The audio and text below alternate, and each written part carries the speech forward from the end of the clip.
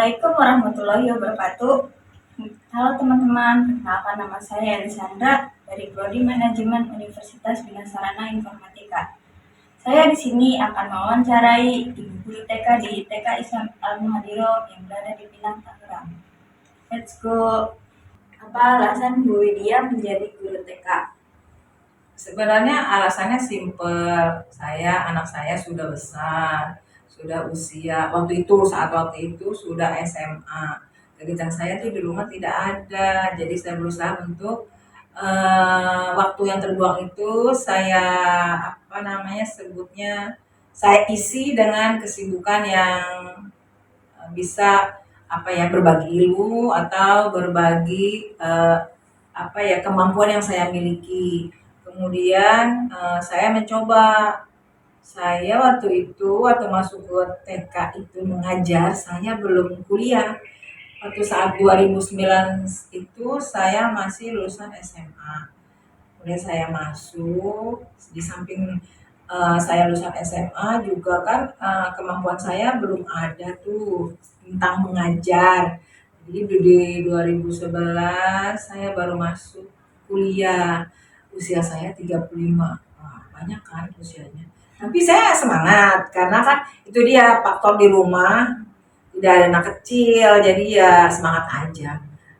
Dan juga waktu yang kebuang terisi dengan tidak sia-sia. Kegiatan positif. Iya, kegiatan positif.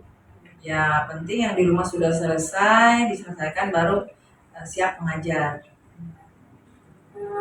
Apa kegiatan sehari-hari Ibu Widya selain mengajar? Setelah mengajar, saya biasanya buka les untuk usia TK dan SD. Karena kan di sekitar rumah suka ada yang minta perlu bantuan. Ya saya terima saja kalau memang ada. Kadang-kadang itu anak TK juga ada yang ke rumah menanyakan boleh nggak Bu gitu. Ya boleh silakan kalau anaknya mau. Yang penting anaknya mau belajar. Ya kalau misalkan usia TK itu tidak diberatkan dengan calistung, kalau itu kan kita lihat dulu kemampuannya, usianya. Saya mengimbangi kemampuannya, apa dia sudah bisa dalam hal mengenal huruf atau mengenal angka. Kalau di SD kan saya mengikuti sesuai dengan kurikulum SD. Sebelum Ibu mengajar jadi guru di sini, apa Ibu pernah kerja di tempat lain? Pernah saya mengajar di TK yang lain. Saya sebut tidak namanya. Boleh? Boleh. Dulu dari tahun 2009 itu 2009 saya di TK Permatasari 2. Kemudian saya pindah di tahun 2023 di TK Islam Al-Muhadiro sampai sekarang. Sebelum Ibu menjadi guru di sini, saya boleh tahu nggak kesulitan apa saja dalam mengajar? Kesulitan di TK yang baru apa TK yang baru? TK yang baru. Kalau TK yang baru itu memang pertama-tama awalnya agak sulit saya ikut lingkungannya, bukan lingkungan kegiatannya. Karena waktu TK lama itu kan sistemnya klasikal. Klasikal itu artinya berkelompok dan juga tidak tidak rolling. Kalau yang baru ini saya harus berpindah setiap Senin. Saya menerima anak yang di luar dari kelas saya. Jadi dia berputar, setiap hari berputar. Dari Senin sampai Kamis. Nanti kalau Jumat kembali dengan anak murid saya. Itu adalah kesulitan yang luar biasa sih. Saya harus menghafal anak-anak semua. Kan biasanya kalau misalkan satu kelas 15, biasanya 15 aja ya. Tapi kan ini satu sekolahan, 40 anak pasti masuk, misalkan dari 15 dari 10 saya apa. Kadang-kadang sih suka lupa namanya si A, saya sebut C. Nanti anaknya suka komplain, Miss kok panggil saya C, saya kan A gitu misalkan. Gitu aja sih kesulitannya. Kalau anak TK mah ya kita nyaman-nyaman aja. Kalau hati kita senang ya anak TK juga senang. Iya. Lalu cara menghadapi tantangan tersebut itu bagaimana ya Bu? Ya, kalau memang belum hafal namanya, ya saya ingat-ingat terus. Kadang kan nggak apa. Benar itu. Karena ya situasinya shock juga, kaget. Wah, ini satu sekolahan nih ya, gimana cara? Ya, dengan itu namanya diingetin. Biasanya kalau ajaran baru itu ada name tag. Jadi selama seminggu atau selama 2 minggu tuh name tagnya dipakai terus supaya kita ingat. Tapi seiring waktu ya aman-aman aja. Jadi kita harus itunya mengingat. Yang kita fokus. Mengajar di sini ada perubahan yang signifikan enggak? Misalnya dari ibu awal mengajar sampai sekarang gitu, dari segi menerapkan mata pelajaran atau ibu menghadapi anak-anaknya. Kalau dari segi mata pelajaran memang beda sekali. Kan kalau klasikal itu cuman enggak jauh dari calistung, baca, tulis, hitung. Nah, kalau di TK yang sekarang ini, TK Islam Al-Madiro, sistemnya sentra. Jadi di TK itu buka 5 sentra. Satu sentra persiapan, sentra seni, sentra bahan alat, sentra olah tubuh, sama sentra imtak. Itu semua harus anak-anaknya ada di kelas ini. Jadi kelas ini buka 5 kelas. Kalau saya kan megangnya sentra seni. Ya saya harus siap dengan misalkan kelompok A bermainnya tidak sama dengan kelompok B. Kemudian cara belajarnya juga kita bermain sambil belajar. Jadi semua misalkan kita mau mengenalkan angka ya dengan bermain. Cara bermain gimana? Ya kita cari caranya. Biasanya kita cari-cari info gitu. Ikut apa? Ada link yang namanya Pinterest itu. Nah, di situ bedanya. Terus kalau untuk menenangkan anak, memang yang dari awal dibilang, karena kan semua anak masuk nih ke dalam kelas saya. Jadi beda-beda sikapnya. Jadi kita harus membutuhkan apa ya, konsentrasi kita, fokus kita. Kalau kita istilahnya ngelamun sedikit, kan anaknya bisa, Miss, kok diam aja gitu. Dia terlalu apa ya, melihat missnya. Kemudian memang TK-nya yang kemarin itu sebelum di sini kan menengah ke bawah, kalau ini kan menengah ke atas. Orang tuanya juga mengerti, anaknya juga mengerti. Jadinya kita harus mengikuti apa ya perkembangan anaknya. Ngomongnya ya nggak seperti apa ya, harus dari hati ke hati. Komunikasinya lebih lancar. Memang beda jauh dibanding yang kemarin.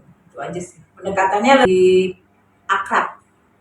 Lebih akrab. Anak-anaknya lebih mendekati gitu dibanding kalau yang Diam aja. Iya, diam aja. Kalau TK yang lama tuh, kalau yang klasikal tanya baru jawab, diam aja udah.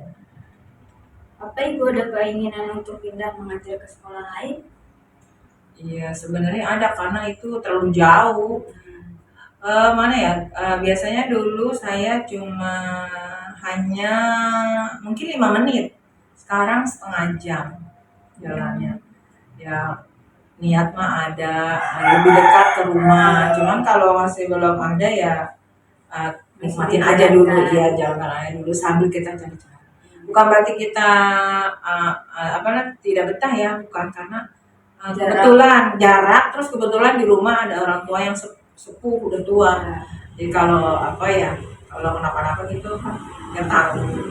Ya plus minus lah, namanya ngajar mah ya. Plus minusnya maksudnya plusnya di sini apa namanya anak-anaknya lebih akrab. Minusnya ya karena terlalu jauh tempatnya. Ibu, saya mau tahu nih, ada pengalaman suka duka apa selama ibu ada di sini? Nah itu dia plus minusnya, tempatnya jauh. Cuma apa ya, sukanya ya ketemu anak-anak. Anak tuh lucu-lucu di sana tuh apa ya, komunikasinya tuh terbuka. Sebutnya apa ya, kurang tahu namanya, itu namanya apa ya, kalau komunikasinya baik ya, maksudnya Miss gitu, ngomongnya apa namanya bisa dari hati ke hati anak-anaknya. Cuman masalahnya kalau dia misalkan, kalau kelompok saya kan megang kelompok A, kadang A itu harus apa ya, lebih lebih sabar. Misalkan yang mau pipis dia tidak bilang, kalau tahu udah mau pulang, kadang-kadang ada basah celananya, ya itu kan susah ya. Padahal udah dibilangin ya, orang tuanya juga bilang, Miss nanti tolong ini, ya kan sebelum kegiatan ditanya siapa mau pipis gitu. Ya begitu aja sih kalau masalah anak-anak mah itu aja. Kalau kemisnya ya akad-akad aja, fine aja lah kalau kemis-misnya. Saya mau tahu nih tips bagaimana cara mengatur waktu efektif yang baik. Mengatur efektif. Oh iya, kalau di sekarang kan agak jauh nih sekolahnya, jadi saya harus mengatur waktu teratur. Jadi misalkan malam tuh jam 10 udah tidur. Kalau saya tidur jam 12, bangunnya bisa siang. Jadi jam 10 udah tidur, nanti waktu saat subuh sudah siap-siap, diberesin di rumah. Kalau piket jam 6.15 sudah jalan. Kalau nggak piket, tidak piket itu ya setengah 7 sudah jalan. Karena anak-anaknya tuh jam 7 sudah datang. Lebih rajin. Jadi mengatur waktu yang bagus lah antara di rumah dan di TK. Ibu boleh kasih saran ke kita nggak untuk memotivasi generasi selanjutnya dalam menggeluti profesi guru di zaman yang sekarang? Misalnya sarannya bagaimana kita bisa menghadapi masalah, misalnya mau menjadi guru atau profesi lain gitu Bu. Ya kalau anak-anak sekarang mah ya harus sabar. Karena kan kegiatan itu kalau bukan dari keinginan dari hati itu agak susah, ya kan? Terus juga ya harus semangat sebenarnya. Ya Neng tahu sendiri kan mah guru mah, kalau guru TK mah lillahi ta'ala. Cari pahala yang banyak. Nah ya itu motivasinya ya semangat, terus dari niat itu aku harus bisa gitu, aku harus lulus misalkan. Terus aku misalkan mengajar nih, aku akan semangat terus menyesuaikan dengan yang ada. Terus misalkan aku mau kerja di mana, misalkan di mall, ya harus semangat ceria itu aja. Kalau bukan semangat dari hati, nanti nggak ada kemampuan untuk kayaknya sepertinya nggak menyukai pekerjaan itu, jadi nggak balance gitu, harus seimbang. Ya, semangat ya, anak-anak muda tuh harus semangat karena ibu aja udah tua masih semangat. Nggak boleh lagi. Iya semangat guys, semangat terus sabar. Ya generasi Z itu harus semangat. Dari percakapan saya tadi dengan Ibu Widya bisa disimpulkan bahwa profesi apapun bisa ditekuni dengan belajar, memotivasi diri, semangat untuk lebih giat lagi, apapun profesi itu. Dan juga banyak bersabar, karena kunci kesuksesan adalah sabar dan belajar dengan tekun. Sekian dari saya. Wassalamualaikum warahmatullahi wabarakatuh.